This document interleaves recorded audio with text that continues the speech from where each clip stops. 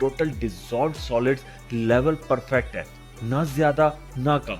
ये पानी हर तरीके से फिट फॉर कंजप्शन है और इसमें नेचुरल कैल्शियम, मैग्नीशियम और फ्लोराइड भी मौजूद होता है जो सेहत के लिए फायदेमंद है।